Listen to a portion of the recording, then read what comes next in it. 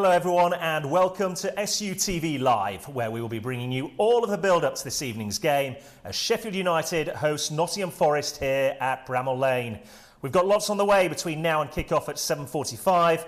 We'll take a look back at last weekend's game against Millwall, and we'll hear from Paul Heckingbottom, Rhys Norrington-Davis and Kyron Gordon. We've also got an SUTV Live exclusive, as Jack Lester will give us the inside track on Nottingham Forest, a club of course he knows well, having played previously for them himself. All of the broadcasting regulations relating to this evening's game can be found by going to the website at sufc.co.uk.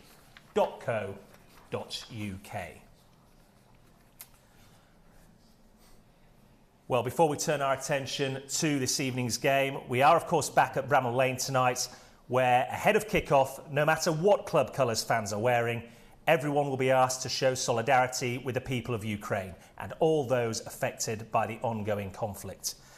In times of adversity, football stands together, and so fans will be asked to stand and join us in letting the people of Ukraine see that they have the full support of the football family. Well, welcome inside our studio here inside Bramall Lane.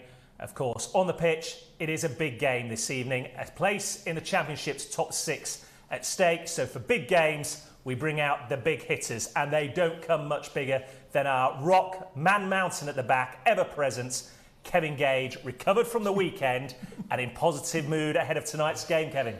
I'm trying not to be too big, Richard. I'm trying to slim down a bit, but I know what you mean. I know what you mean. Now, of course, one man who can never accuse of being anything but wearing his heart on his sleeve is, of course, Carl Asaba. When things are good, you get high. When things aren't so good, then you get pretty low. So we need to keep you at that happy medium tonight. Yeah, well, no, just keep me happy. Win. Yeah.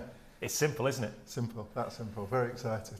Well, so are we, and we're hoping for a reaction, of course, after the weekend disappointment. Can't get too disappointed, chaps, because it was the end of a good run, first defeat in 10 games, but at this stage of the season, Kevin, this is where you want to see the reaction, isn't it? Yeah, of course. It was a hiccup, wasn't it? We didn't play fantastically well. It was always going to be a difficult trip to Millwall. They're a niggly side to play against. They're strong, they're organised, functional. So, you know, I thought before the game I'd been more than happy to run away with a point.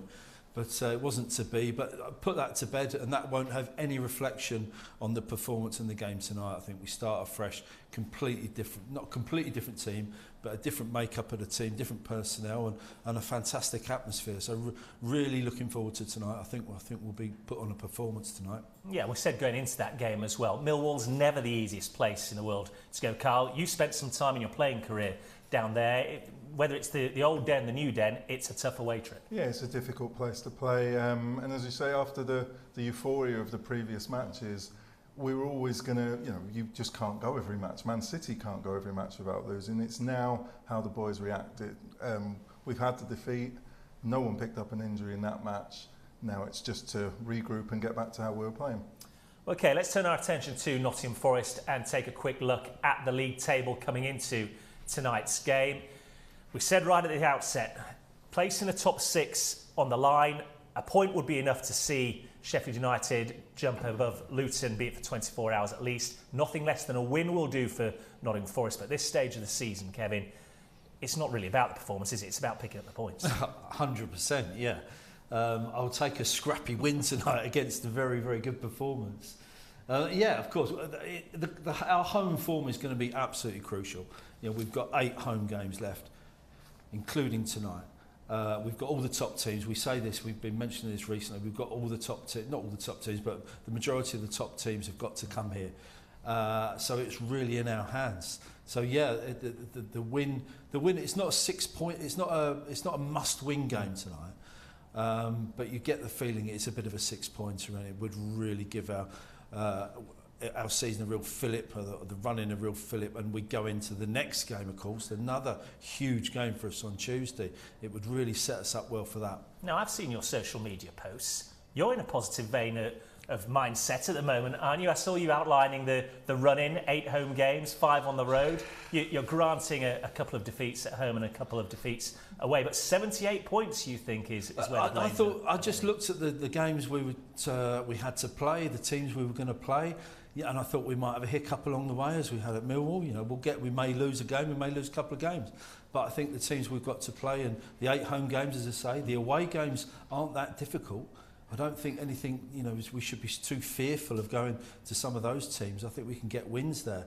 So yeah, I think the average to get 6th place in the Championship historically is 74 points. I think we'll get over 74 points. I think we'll hit the 77, 78 mark, hopefully.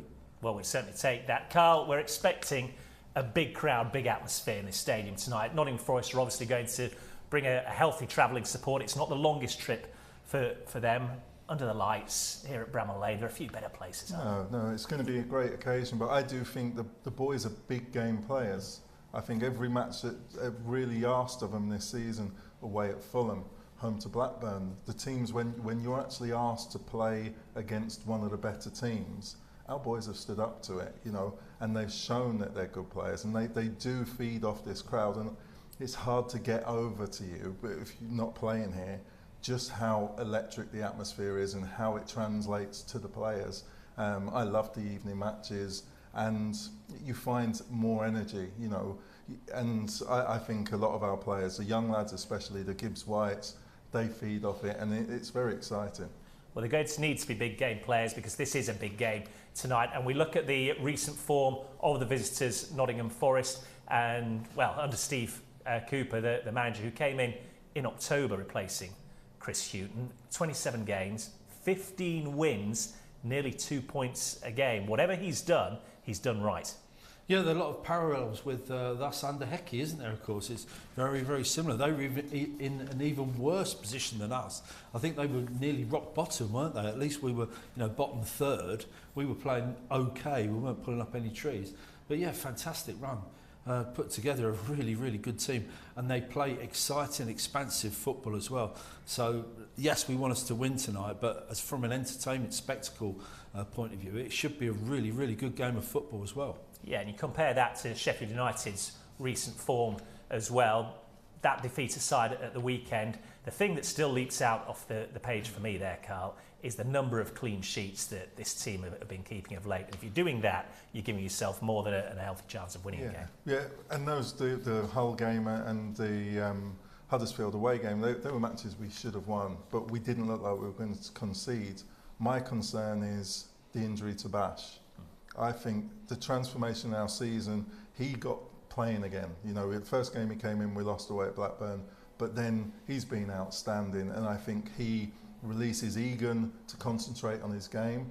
He actually gives morale and changes momentum in a game. You know, he'll do something in defence which picks up the other players, picks up the crowd, and I think he's a huge player for us, and he's going to be sorely missed. So it's going to be interesting now to see how the boys who come in can do, because Bash is a one in a generation player. You don't find a defender who can attack as well as him, and now it's going to be really interesting to see how we cope without him. For me, he's key. Him and Billy Sharp must play if they're fit, and we're going to miss him today big time. Yeah, absolutely. And when you look back at the start of the season now, and I suppose the first couple of months, so it makes it even more surprising that he wasn't commanding a regular place in the starting lineup. Speaking of which, let's take a look at the starting 11 for tonight's game against Nottingham Forest. Paul Heckingbottom has made no secret of it that he will have to try and keep this squad fresh and make changes, and to that end there are 5 to this starting lineup for the Blades. Fleck, Berger,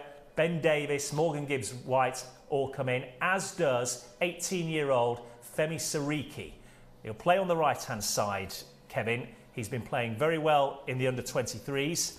He did have a short debut as a sub against Newcastle United last season, but this will be his full debut. It's a big night for him. Oh, it's an absolutely huge night for him. I'm reliably informed. I've seen him play once for the under-23s when he just got back from Belgium, just come back from his loan spell, and he wasn't particularly brilliant. He was struggling a bit for fitness as well. But I'm reliably informed by people at the club that this lad is really, really good. You know, he's another Bogle in the making. He's going forward. He is lightning quick with all the tricks in the world. So I'm looking forward to seeing him play. I think it could be a great night for him. He's also up against an older Forest experienced player. So that'll be difficult for the Forest player up against him. Yeah, 32-year-old Jack Colback. That could be an interesting matchup. It certainly will, because Colback's have to move positions because, of course, Matt Lowe's ineligible, isn't he? So, yeah, a fantastic matchup. But what an opportunity for him. You know, let's not look at how's he going to cope? Is he going to struggle? He's got nothing to lose. He just goes out there and plays his normal game. Hopefully we'll be going forward. He'll get a lot of the ball. He'll be encouraged by the likes of Morgan Gibbs-White and other people around him. He's got Sanderberger inside him, etc. Got experienced players around him. I think he could well have a really storming game. Carl, you talked about the big miss that is Basham at the back. Noticeable on that team sheet. No George Baldock tonight. He's played better, hasn't he? Certainly since he came back into the team. His experience as well, like Basham, is going to be missed. Can Sheffield United overcome it? Yeah, well, Baldock showed us what Baldock's about. He's done tackle of the season, where he recovered when they were clean through. One of the best tackles I've seen, and he scored goal of the season as well. Of course, we're going to miss him. I just think we should be sound enough at defence. I think going forwards where I'm excited, Gibbs-White, Sanderberg, Billy Sharp, that triangle of a three, I think they can score goals against any team in this division, and I just hope we can get the momentum and get the ball to them in the right times, because those three are just so exciting to watch. Billy's just ever young, and those Sanderberg marauding up front, you know, just behind the striker, is just so hard to combat. Okay, thanks for the moment, chaps. You mentioned Sanderberger there. He returns to the starting lineup this evening, and just before we came on air, he caught up with us just for a few moments. Sander, we appreciate your time. Thanks for joining us. It goes without saying, of course, big game against Nottingham Forest this evening. How have you and the boys bounced back from the disappointment of the weekend? Yeah, obviously we have been on a very good run lately, so the performance at the weekend was not us at the best, so we have to bounce back now. We know we have had a very good form at home, and you know, we need to show tonight that Bramall Lane is ours, and we know Forest is a very strong team, and I've seen them both against Leicester and Arsenal and other games as well, and I know their strengths, so we need to be at our best to get the result we want tonight. Yeah, and like the Blades, Forest come here a team in good form as well. The expectations from the outside, at least, are for a good game. How difficult are they going to be? Well, they'll be tough. We obviously scouted them a lot as well. They have done the same. And, you know, we know what they will come with, and we'll try to do our best to cope with them. But obviously we're at home. We need to start on the front foot, attack them, you know, get the crowd with us and play from our strengths, which is the main thing, you know. Have respect for each and every opponent, but the main thing is what we do, and we know what we're capable of when we get things going. And of course, Friday night here at Bramall Lane, under the lights, there are a few better places to play than here on a nighttime occasion, are there? Nothing better than this. Will be a massive one, and I can't wait to hear the fans roar and get behind us. All right, Sander, well, best of luck. We're looking forward to it. Go well tonight. Thank you. Appreciate it. Have a good evening. So Sander looking forward to tonight's game in front of what he expects to be a big crowd and a great atmosphere. 6'4", 15-stone powerhouse is the way he was described a couple of weeks ago by Kevin Gage. Is there anything this man can't do in your eyes? Nothing at all. I mean, I think he's going to be such an influential player for us, not just this evening, but in the run-in, you know, the next 13 games. And I think if he stays fit and he plays anything like he can play that we've seen glimpses of, but he's now doing it more consistently. If he plays anything like that, I think he's the difference between us just missing out on the playoffs and actually getting into the playoffs comfortably. Well, it is the business end of the season. Let's briefly reflect on the last outing for the Blades, that defeat down at Millwall at the weekend. Here are the key moments from that game. And it will be Conor Hourahan to get this game underway. Blades in red and white stripes. And here we go at the Den, the final game in February. Can United end the month on a high and stay in those top 6 positions? Here's McBurney, first effort of the game. Bright stop by the Blades as McBurney takes a touch and then fires one over the top. Here it comes again. Bulkowski stays at home this time, comes to Norwood. Always rising, difficult chance on the edge of the penalty area. Hurls this one in towards the near post area. The keeper comes, it's headed away by Cooper once more. He's dealt with those throws pretty well so far. Hourahan Goes across. Egan coming round the back. Baldock all the way back. There's the half-time whistle. The referee. Second half is underway. Robinson with the early cross. Turned into a shot in the end. McNamara surges forward away from Sharp. Shoots from a long way out. Takes a little nick there. And Fotheringham's lost it. And it's cut back across the 6-yard area. Floated to the back post. On a pushing and shoving in the header. And it's Cooper meeting it at the back post. Scores against United again. We said Millwall are a threat from set plays. And Jake Cooper nods it beyond Wes Fotheringham. First blood to Millwall. Here's Baldock. Twisting and turning, trying to get away from Murray Wallace. Goes the cross. Towards the far stick. Hourahan towards the edge of the penalty area. Norwood just dinks one. Kyron Gordon galloping forward down the right-hand side, steadies himself and goes the cross. The first-time effort.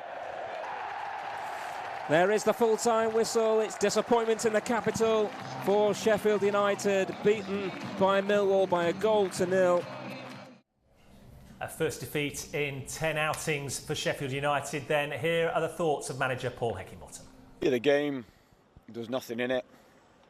If anything, like we probably shaded it in terms of chance or efforts or possession, but then our performance, we weren't as best. And yeah, the disappointing thing is the type of game we've lost, you know what I mean? If you produce a performance and it's gung-ho and it's end-to-end and someone's brilliant and beats you, but it was a nothing game that we probably shaded and we've come away losing 1-0, so that's the frustrations. Did you feel you should have created a little bit more today in front of goal and tested Bartosz Białkowski a bit more? Yeah, we wanted to. We just looked at like I said, the attempts both teams, and there was very little. I think all theirs were set plays. We had 1 or 2. But usually, even when we're creating a lot of chances, there's other areas where we're saying, yeah, but we could have had even more because we've got in these real good areas. Well, and we didn't today, and that was a difference. But like I said, we have been coming away from games where it's been tough or we've had to put in a different kind of performance and winning. The disappointing thing is today it was a nothing game. It looked like 2 teams who played Wednesday night, you know. And I thought we start the game second half, came out strong and thought, here we go. You know, we've had that reaction, we're ready, and then they built a momentum with 4 or 5 corners on the trot, and it just disrupts everything. We wanted the flow of the game in open play, and obviously they're very dangerous from set plays. Do you feel like the levels today after playing in midweek and the 10 men and the victory that had an impact on today's performance? Well, no, because we've done it before, and we were okay. We just weren't where we want to be, you know. So yeah, there's bits in there I've said where we need to be better, but we know probably all areas we can play better than that. But like I say, that's just the frustrating thing, the type of game it was. We probably did shade it, but we've come away getting beat 1-0. So the manager, understandably a little bit flat following that result down at Millwall at the weekend. But if we're looking for bright spots in the performance, then look no further than 19-year-old Kyron Gordon, who came into the team and made his full debut. Obviously, as you said, disappointing result. You know, the lads are gutted in there. But it was what we expected. We just didn't really create enough chances, I don't think, and then their main threat, obviously, from set pieces, they've nicked one from a set piece, so it's disappointing, but obviously delighted to get the league debut, but obviously disappointing with the result. There wasn't much in the game, was there, all the way through? Do you think you were good for at least a point today? Yeah, I don't think we deserved to win, I'll be honest. I think a point would have been a fair result. Don't think they created too much, and obviously probably maybe a cheat foul.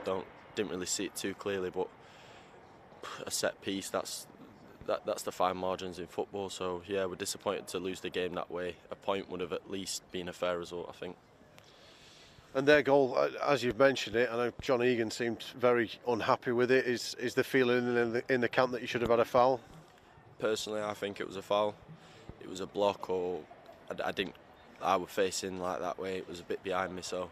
But I think it was a foul personally, but we didn't create much to the other end either, so we can't exactly say that we deserved to win. But we obviously didn't get the result we came here for, and we're disappointed with that.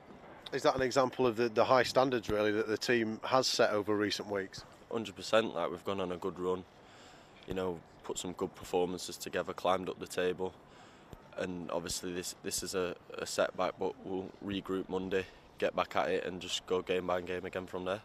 How big a boost is it for you that you got the nod today? I know Ben Davies was available, clearly scored a big goal in the week. I know that there's the natural balance there, but to be given that start today must have been a real plus. Yeah, obviously we've been winning and getting results. Bash been playing well, Charlie play, whoever steps in. So I've just had to be patient really, and obviously it's tried to work hard in training, so I'm ready when I get the call. Because I always knew with Heckingbottom being the gaffer, there was a chance that I'd get the nod. So I just had to try and make sure I was ready for that, and I was excited, you know, before the game. But obviously, as I said, disappointed with the outcome. Quite a mature approach, I thought, from a 19-year-old youngster making his full debut there. All about being ready when you get the call. And Paul Heckingbottom's made no secret. He was in charge of the 23s before taking on the first team. He sees one of his roles here as bringing through the youngsters. What did we make of the way young Kyron Gordon played at the weekend? Well, it was the perfect example of what Heckingbottom and the board, you know, wanted to happen. Instead of going to an experienced player, we've given a youngster a chance, and he didn't put a foot wrong, to be honest. A couple of decent channel balls, made a couple of good tackles, a couple of good interceptions. So as a debut, really, really solid. And he looks the part as well. He's tall enough, he's big enough, he's an athlete, and he can pass the ball, so he should have a good future in the game. It goes without saying, Carl, there's always some nerves there, no matter how composed you try to be on the outside.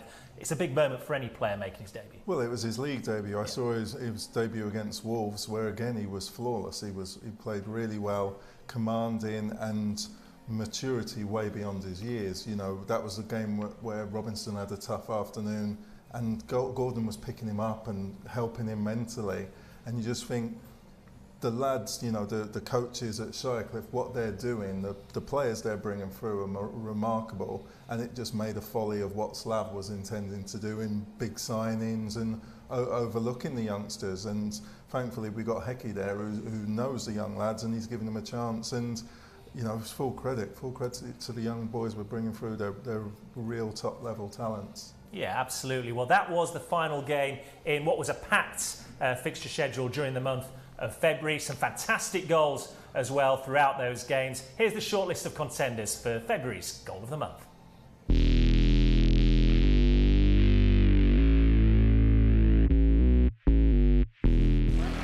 Does get the ball under control eventually, and is hit at some pace by the big Norwegian.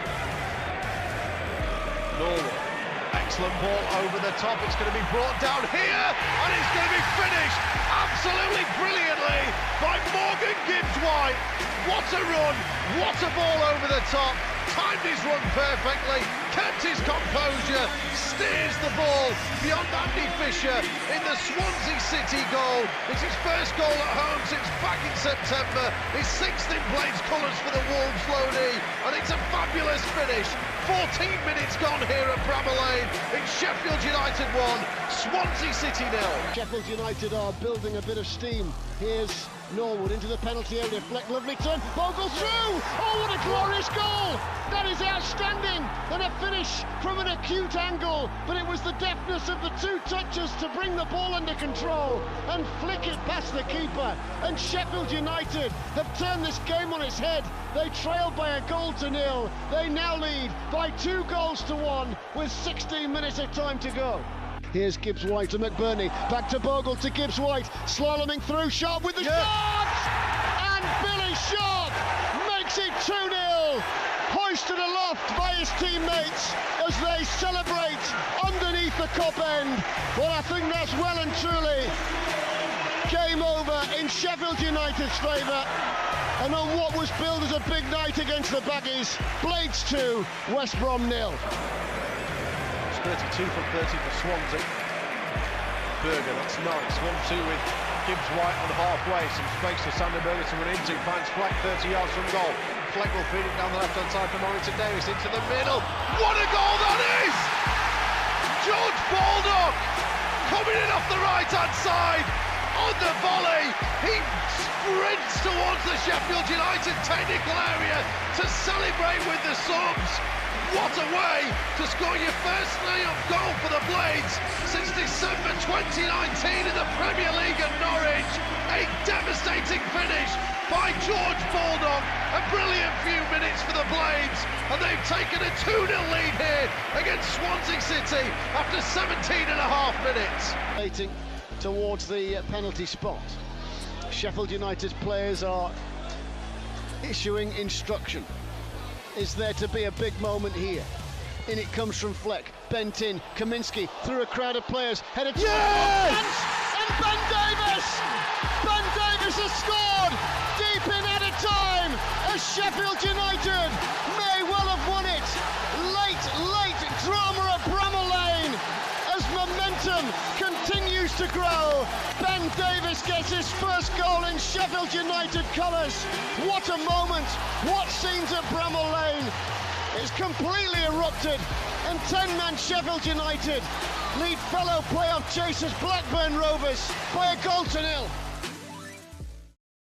Well, some fantastic strikes there, and which one do you pick out? Well, as a scorer of great goals himself, a person used to scoring goals will obviously come to Kevin Gage. We'll come to you in a moment, Kevin. But Carl, how do you decide between those? Well, that's why I'm so excited every week coming to watch them, because we've got great footballers. Those goals were all outstanding. Of course, Ben Davis' one was about the importance of the goal, and the commentator there was screaming and couldn't control himself. Who was that? I don't know who that was. For me, any of those goals could have been goal of the season. I think the Baldock one's just wonderful, but I loved the touch from Bogle, I think, and the weight of pass from Fleck. And then that touch from Bogle and the finish, just brilliant, just incredible. It's nice to have the dilemma, Kevin, isn't it, of which goal you pick out? Yeah, we've just been discussing it off air. We can't really choose one. You just think, oh, Baldock will win that, and then you see Bogle's and you think, oh my God, don't understand how he got his feet sorted out and did that touch. And Bogle's goal was a proper Sheffield United copycat goal. That's what we do, little passes in the box and give and goes round the box. A fantastic team goal. But then there was 4 minutes of football before that. You could make a case for a lot of those goals, and obviously the Ben Davis drama, you probably won't be that, for a few seasons, the drama of the going a man down and then getting all 3 points. Fantastic.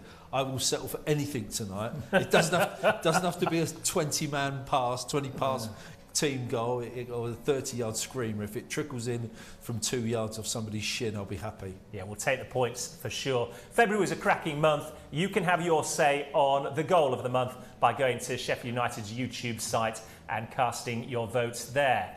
OK, Nottingham Forest, the opponents tonight. There's been some tremendous matchups between these two teams down the years. Let's take you back into the annals of Blades history. It was 2003. The playoffs in the old First Division, as it was, the second leg here at Bramall Lane, turned out to be an absolute cracker.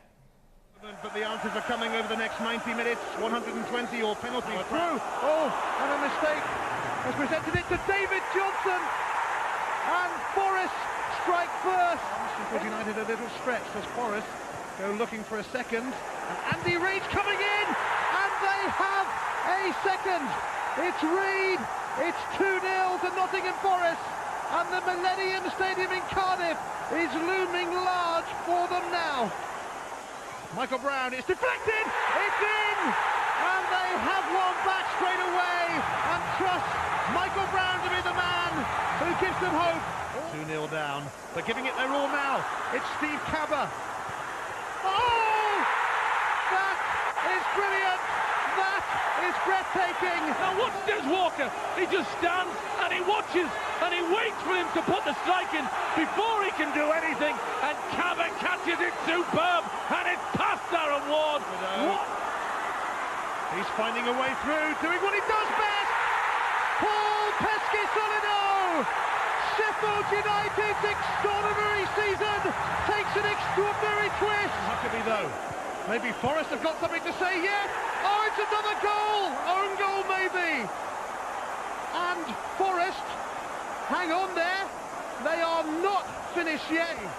And it's away by Wayne Allison, and Sheffield United are through to the First Division playoff final. Neil Warnock and his Blades have got some rewards for their excellent efforts this season. I have to say, that was one of the best atmospheres I've ever experienced in an English football ground. Certainly the best inside this stadium. I was commentating on local radio for the evening. Carl, you were playing in that game. From Steve Cabber's brilliance to Paul Pesky-Salido chucking his shirt on the ground.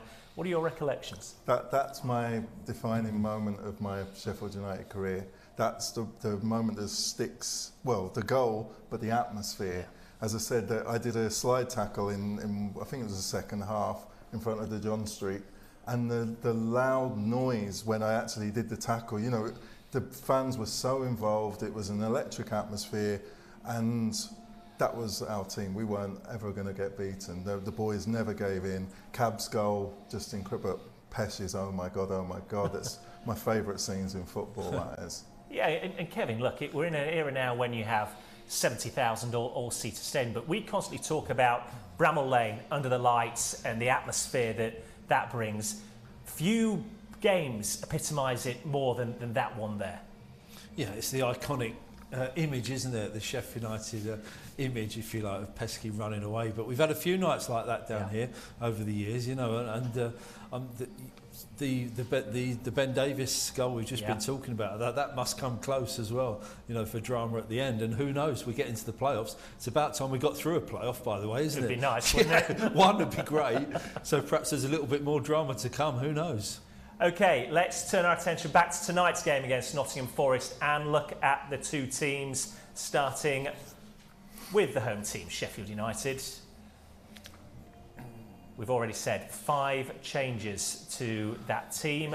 Will it be a problem? I don't think it's going to be a problem. Obviously, the big change is, you know, it's unfortunate Baldock being out, of course, you know, but we've thrown the young lad in, Sariki, and it's a fantastic opportunity for him. But that team or that setup, I could have predicted that this time last week when I saw the team for the Millwall match, because Hecky obviously had one eye on this game, not just this game, but obviously Middlesbrough, you know, next week. So with that in mind, he rested a couple of players, and we wanted all our key players like Berger, Morgan Gibbs-White. We wanted them out here this evening, fit and raring to go, and that's what he's achieved. Let's take a look at who's lining up against the Blades then for Nottingham Forest.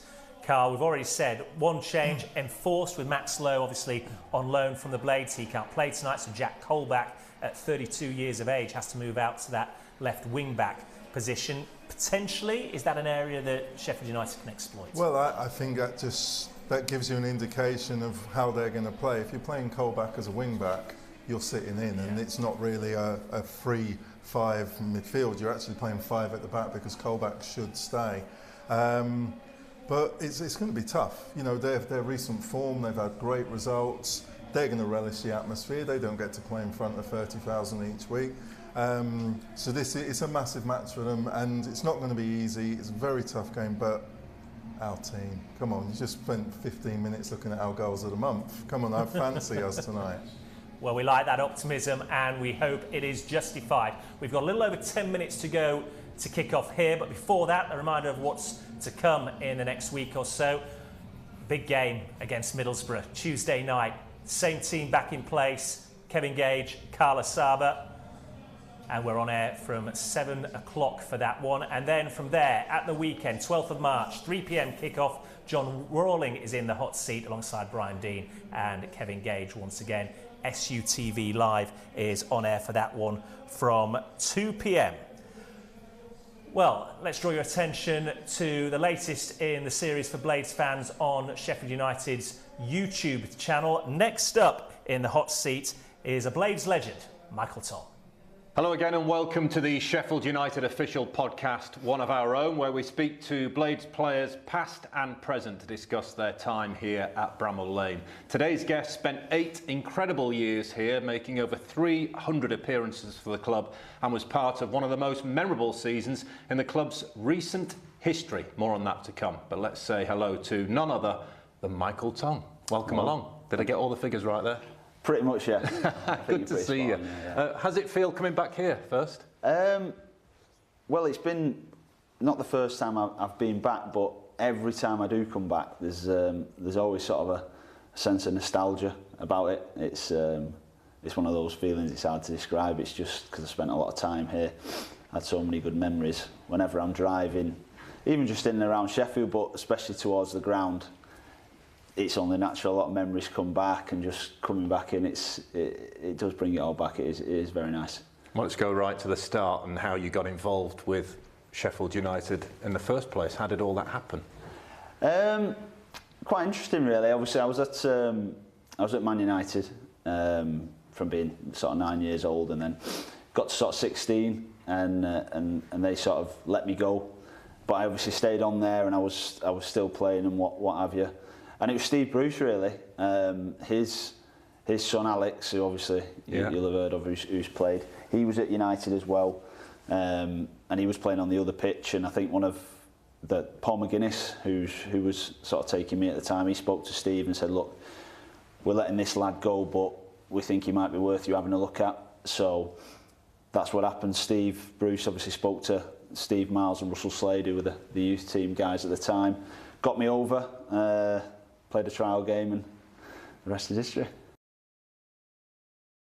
And you can see the full podcast between Michael Tong and Paul Walker on Sheffield United's YouTube channel. This is the point in our pre-game build-up when we say goodbye to Kevin Gage to allow you to take your position in the commentary box. But before you go, let's have a prediction. How do you see this one going? Oh, put me on the spot. Always. Do you know what? I'm sometimes cautious, but I think it's going to be a good evening for us. I've got a feeling we'll put on a bit of a show tonight, and I think it might be a vintage Sheffield United performance. So I'm hoping for 2 or 3-0. 2 or 3-0. Well, we'd certainly take that. There is optimism in this studio inside Bramall Lane, and it seems to be building the closer we get to kick off. And we've got the inside track, because in Sheffield United's coaching ranks lies one Jack Lester, a former player for Nottingham Forest. In an SUTV Live exclusive, he caught up with our very own Matt Young to give us the inside track on tonight's opponents.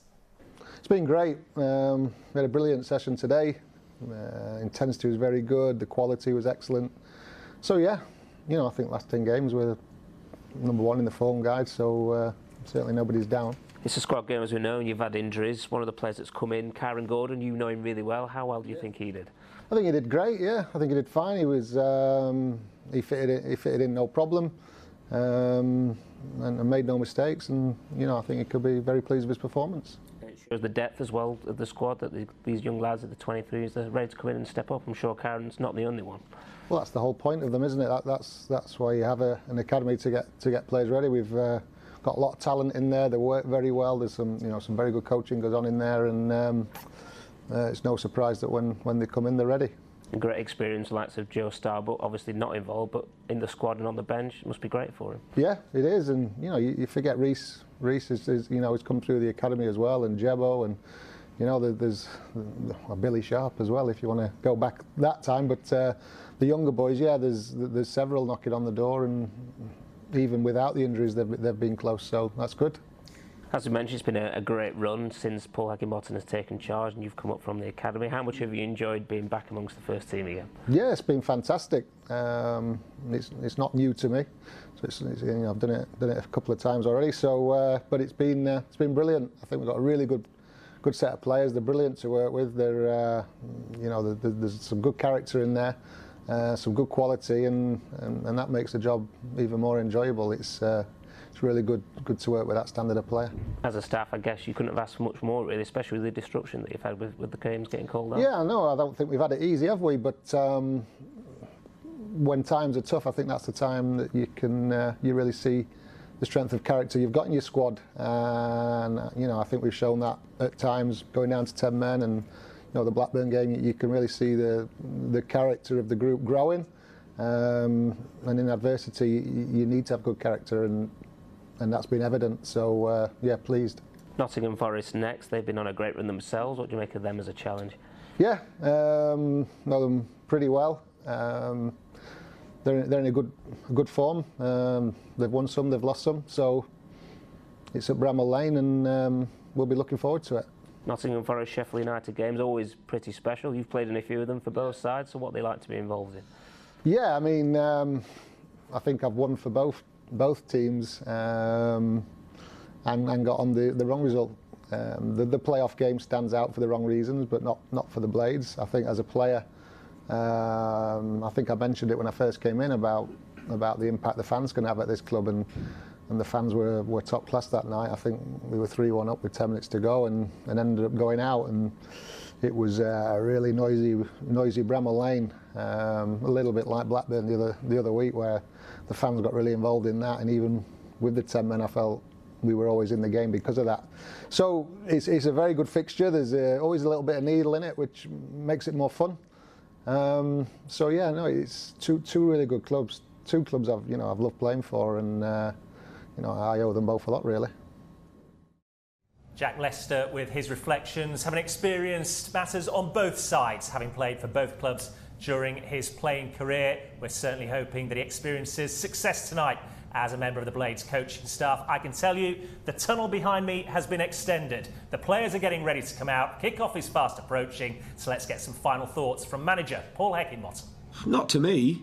It maybe feels it. And then, like, when you get towards the back end of the season, and like I said, then the results do matter and you're not playing for any more points, then they're big and there's a different feel. But right now, there's not. We're just playing a good side, a team that want to take points off. But that's had to be our approach since day one, because we were quite a long way behind. Do you know what I mean? So there was an element of, come on, it's now or never. So we've sort of always had that mindset, and that probably won't change. There'll probably be no different feel to any of our games now between now and the end of the season, because we've had to sort of approach them that way anyway. So it's still then perhaps, what have you got to lose, having come from where you came from? Yeah, but that bit, and again, that's a mentality. If we ever go into a game scared, we're going to be worried about, we don't want to make a mistake instead of who's going to win us this game. So it's always about who's going to win us this game, how we're going to win this game, and like I said, I can't see that changing.